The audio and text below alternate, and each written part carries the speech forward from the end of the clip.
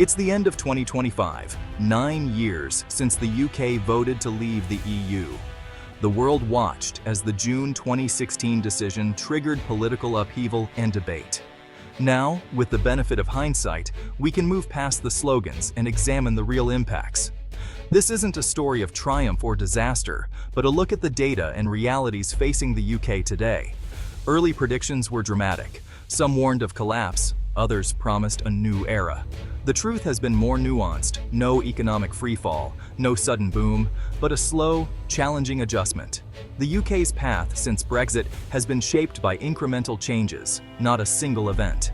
To understand this journey, we'll review the key outcomes: economic performance, trade, investment, and political shifts. Using official statistics and respected studies, we'll paint a clear, evidence-based picture. We'll also explore how Brexit has reshaped public opinion and party politics. The aim: clarity, not partisanship. The UK stands at a crossroads, still adapting to its new reality. Legally, the separation is complete, but the process of adjustment continues. This analysis separates fact from noise. Brexit's story is about more than numbers. It's about a nation redefining its place in the world. The effects are felt by businesses, workers, and communities. As 2025 closes, the UK remains in transition. The campaign noise has faded, but the consequences are still unfolding. Our goal: a sober assessment of one of the century's most significant shifts. Let's examine what's really changed and what it means for the future. The Brexit journey began with a simple question: remain or leave?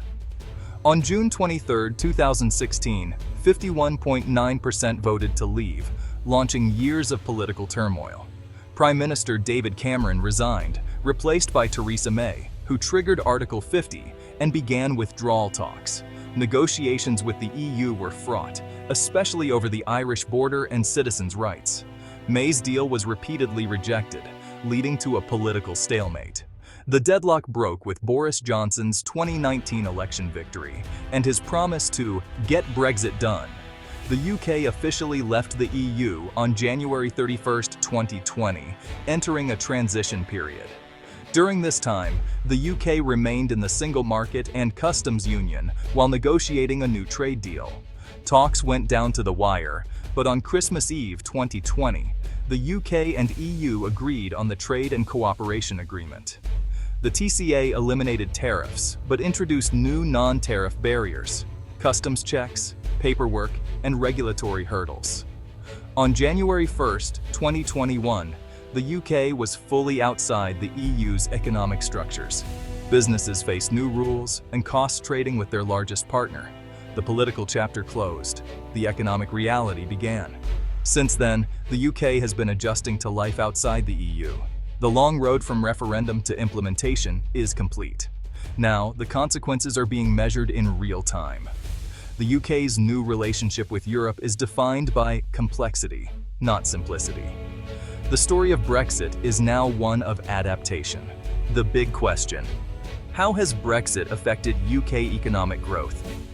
Official forecasts show the UK's economy is smaller than it would have been inside the EU. The OBR estimates Brexit has cut long-term productivity by about 4%. This means lower national income, less tax revenue, and tighter public finances. The main reasons: reduced trade and weaker business investment. UK growth has lagged behind other major economies since 2016. While COVID and global shocks muddied the waters, the Brexit effect is clear in the data. Studies show the UK has underperformed compared to similar countries that stayed in the EU. Hopes for a deregulation dividend have not materialized. The debate is no longer about whether there's a cost, but how big it is, and whether the political gains are worth it. The economic ledger shows a clear deficit. Taking back control of trade was a core Brexit promise. 9 years on, UK trade patterns have shifted dramatically. The biggest change: new barriers with the EU, the UK's largest trading partner. Customs checks and regulatory hurdles have increased costs and complexity. UK-EU trade dropped sharply after 2021 and hasn't fully recovered. Trade intensity is projected to be 15% lower long-term than if the UK had stayed in the EU. New trade deals. like those with Australia and the Pacific, bring only modest economic gains. Geography matters. Distant deals can't replace lost EU trade. The UK is recalibrating its global links, but the pivot has been costly. The post-Brexit reality validates the principle that proximity drives trade. Business investment is vital for growth, and Brexit uncertainty hit it hard. Investment stagnated after the referendum, even before COVID. Economists used doppelganger models to compare the UK to a synthetic version that stayed in the EU. By 2025, UK investment is significantly lower than its doppelganger. Billions in lost investment have slowed productivity growth. The UK remains attractive, but its edge as a gateway to Europe has dulled. Foreign direct investment has shifted, with cities like Dublin and Paris gaining ground.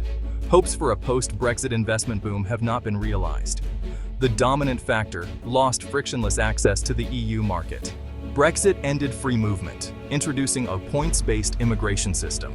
Net EU migration fell sharply, causing labor shortages in sectors like hospitality, agriculture, and care. Businesses struggled to fill vacancies, leading to wage pressures and reduced capacity. The new system attracted more high-skilled workers from outside the EU, but overall migration has hit record highs. The composition of migration changed, not the total numbers. The reduction in EU labor has contributed to inflation in some sectors. The labor market is still adapting, with disruption and adjustment ongoing. The UK's deep integration with EU labor markets made this transition especially challenging. Brexit redrew the map of British politics, creating new divisions. The Conservatives united the Leave vote, winning new ground in 2019. Labour, after years of ambiguity, now pledges to make Brexit work, but not rejoin the EU. In Scotland, Brexit has fueled calls for independence, keeping the constitutional question alive. In Northern Ireland, new trade arrangements have caused political instability. The major parties now debate the shape of the UK-EU relationship, not membership itself. The Conservatives push for divergence. Labour seeks closer alignment. The political landscape is permanently altered. The arguments have shifted, but the divisions of 2016 still shape the nation. Brexit remains a defining issue in British politics. Public opinion has gradually shifted. Most now think Brexit was a mistake. Polls show a slow erosion of support, driven by younger voters and some Leave voters changing their minds. Economic realities, trade barriers, labor shortages, slower growth have influenced this shift. Yet, there's little appetite to rejoin the EU. Most want to move on. The debate is now about managing the relationship, not reversing Brexit. Labour's Make Brexit Work message resonates with this pragmatic mood. People judge Brexit by its impact on daily life, cost of living, the NHS, the economy. The emotional heat of 2016 has faded, replaced by sober reflection. The public wants practical solutions, not more division. The focus is on the future, not relitigating the past.